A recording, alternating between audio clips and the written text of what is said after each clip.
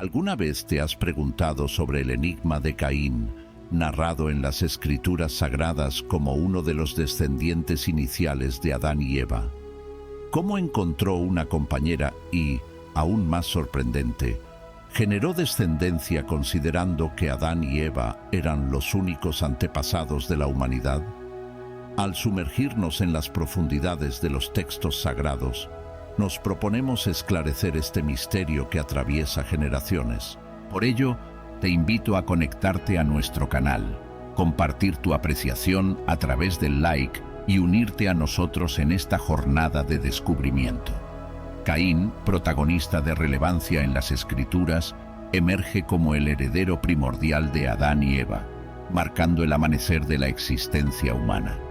Su relación con Abel, el hermano menor, juega un papel fundamental en el relato del sacrificio al Creador. En un gesto de fe, ambos dedican sus ofrendas al divino. Sin embargo, solo los dones de Abel reciben la gracia divina, dejando las contribuciones de Caín en desdén. El misterio detrás de esta negativa divina alimenta diversas interpretaciones a lo largo de los tiempos.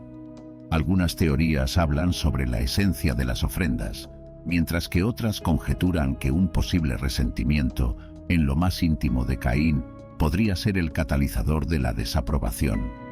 Este desaire fomenta un rencor creciente en Caín, que culmina en la primera catástrofe humana documentada en las Escrituras. Consumido por envidia y furia, Caín perpetra el acto execrable de fratricidio, extinguiendo la vida de Abel.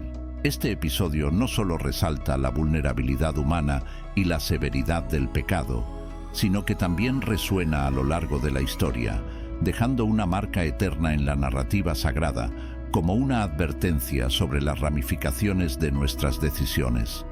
La respuesta divina a Caín viene en forma de castigo. Es maldito y marcado por Dios, convirtiéndose en un emblema tangible de su error. Esta marca, aunque su aspecto exacto no se detalla en las Escrituras, representa la distancia y la carga del pecado que Caín debe llevar. La reprimenda divina trasciende una mera condena física, extendiéndose a las dimensiones psicológicas y emocionales de Caín. Condenado a vagar en soledad, Caín se aleja de la presencia de Dios. Este destierro lo deja a la deriva con su propia conciencia, bajo el peso de su elección desafortunada. La soledad de Caín, ahora alienado de Dios y del convivio humano, refleja la profundidad del abismo creado por el pecado. Este peregrino solitario simboliza la alienación espiritual y emocional, un reflejo directo de sus actos. Las Escrituras narran la ansiedad de Caín ante la carga de su maldición, temiendo ser asesinado al ser descubierto. En respuesta a este miedo, Dios impone una marca en Caín, asegurando su protección contra represalias letales. Este gesto divino no solo salvaguarda la vida de Caín, sino que también demuestra la misericordia de Dios frente a las consecuencias de sus acciones. Entonces surge la pregunta por parte de los más inquisitivos: ¿quiénes serían esos otros que tanto preocupaban a Caín? Si consideramos solo a Caín y Abel como los hijos de Adán y Eva, la pregunta persiste. Pero no se apresure, pues más adelante encontraremos aclaraciones. En el libro sagrado, capítulo 4, versículos 16 y 17, se revela que Caín, aún vagando, encuentra una mujer y con ella inicia una familia. De esta unión nace Enoc, inaugurando una nueva línea de descendencia a partir de Caín. De manera sorprendente, Caín no solo persiste después de su castigo divino, sino que también prospera. Funda una ciudad, nombrándola en honor a su hijo, Enoc, estableciendo así un hito de resiliencia y la capacidad humana de avanzar a pesar de los contratiempos. Tal decisión simboliza el esfuerzo de Caín por construir un legado y una comunidad, enfrentando las adversidades impuestas por su condición de errante. Sin embargo, es en este punto donde las preguntas se intensifican. Las Sagradas Escrituras no proporcionan detalles concretos sobre el origen de la esposa de Caín. En el versículo 17, la mención es sucinta, indicando solo que Caín conoció a su mujer.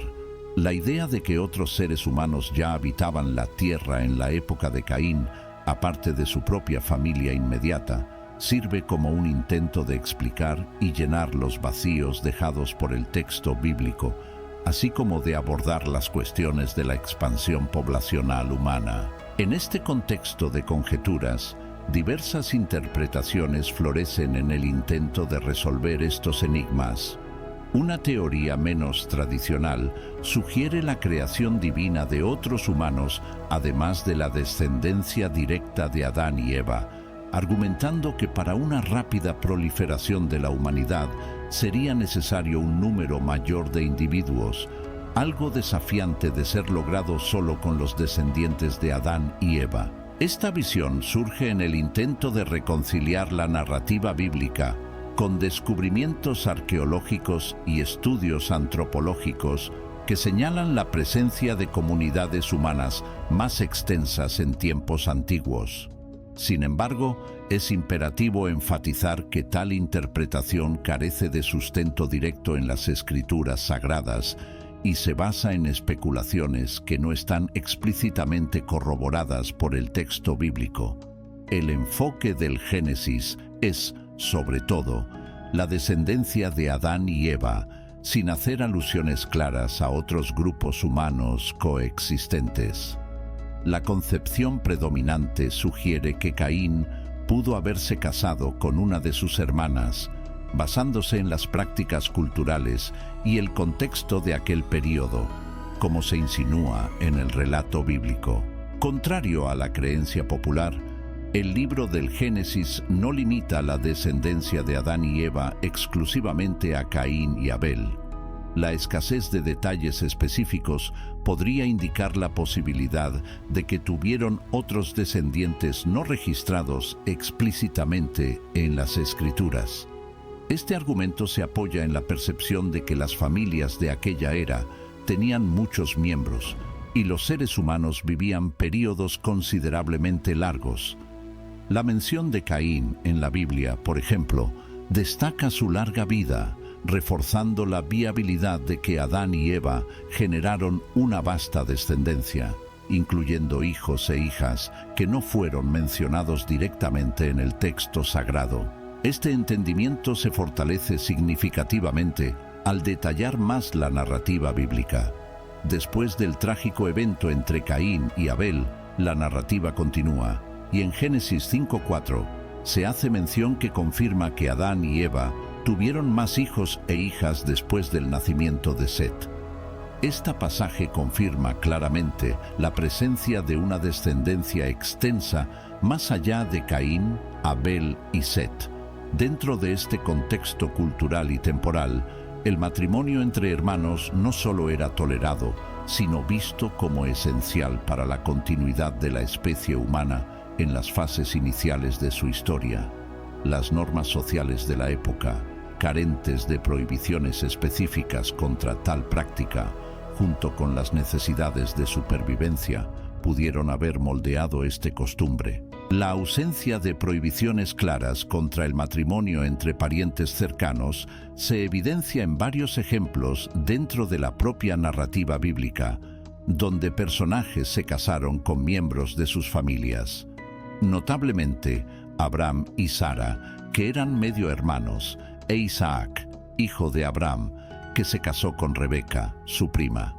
Estas uniones, además de ser culturalmente aceptadas, fueron bendecidas divinamente, ilustrando no solo la conformidad con los usos de la época, sino también la sanción divina que las acompañaba. La narrativa descrita en Génesis 24 detalla la preocupación de Abraham por asegurar una esposa adecuada para su hijo Isaac, llevándolo a enviar a su siervo hasta Padán Aram, con la misión de encontrar una consorte de entre sus propios parientes. El encuentro del siervo con Rebeca junto a un pozo y su subsecuente elección como esposa para Isaac no solo refleja la práctica del matrimonio entre parientes vigente en ese periodo, sino también subraya la importancia dada a la preservación de la línea familiar. Además, esta historia señala la fe en la dirección divina en tales elecciones conyugales, percibida en la manera providencial como Rebeca es seleccionada. Un episodio notable similar al matrimonio entre familiares ocurre en el postdiluvio. Según el relato bíblico, después de la extensa inundación, Noé, junto con sus hijos Sem, Cam y Jafet, recibe el encargo divino de repoblar la tierra. Ante la limitación poblacional subsiguiente al diluvio, los descendientes de Noé se ven en la necesidad de establecer uniones matrimoniales entre ellos o posiblemente con sus hermanas para obedecer al mandato celestial de multiplicarse y restaurar la población terrestre. En Génesis 9 se destaca el papel de Noé y de su descendencia en la reconstrucción de la humanidad, justificando, dentro de esa óptica temporal, la aceptación de estas uniones. Estos relatos ilustran cómo, en distintas fases de la historia sagrada, el matrimonio entre consanguíneos era aceptado y, en ocasiones, visto como esencial para la manutención y expansión de la especie humana, especialmente tras eventos catastróficos.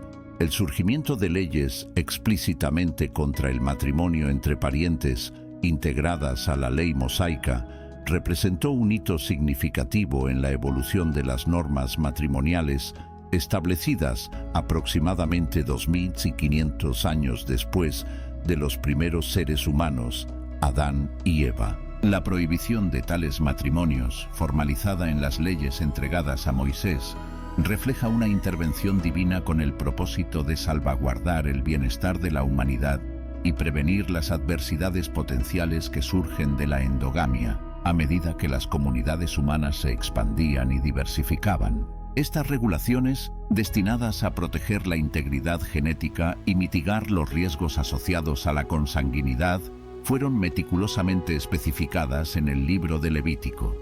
El capítulo 18 presenta una serie de prohibiciones relativas a una amplia variedad de lazos familiares, incluidas orientaciones contra relaciones íntimas con padres, madres, hermanos, hermanas, tíos, tías, sobrinos, sobrinas, entre otros parientes cercanos, estableciendo un nuevo paradigma en las prácticas de matrimonio dentro de la comunidad. El libro de Levítico, un componente esencial de las Sagradas Escrituras, actúa como un manifiesto detallado de la alianza firmada con Moisés, resaltando el minucioso cuidado divino en la orientación de las dinámicas familiares. Es crucial reconocer que las exégesis de estos textos pueden variar ampliamente, siendo objeto de intensas discusiones entre las diversas corrientes religiosas y escuelas teológicas. La percepción de estas enseñanzas puede divergir ampliamente, dependiendo de la perspectiva, del contexto cultural y de las líneas doctrinales adoptadas por cada segmento. Sin embargo, es de suma importancia enfatizar que, a pesar de las diferencias interpretativas, prevalece la visión de que no se deben cultivar cuestionamientos o dudas acerca de la divinidad. La valorización de las tradiciones y la entrega a la providencia divina se ven como pilares vitales, reforzando la idea de que la verdadera sabiduría se encuentra en la reverencia y en la conformidad con las palabras de Dios. Esperamos que esta exploración haya sido enriquecedora.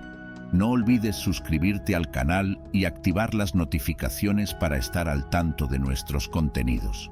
Haz clic en uno de los videos sugeridos en tu pantalla ahora mismo para continuar tu viaje de aprendizaje sobre los fascinantes temas bíblicos y sus interpretaciones a lo largo de la historia.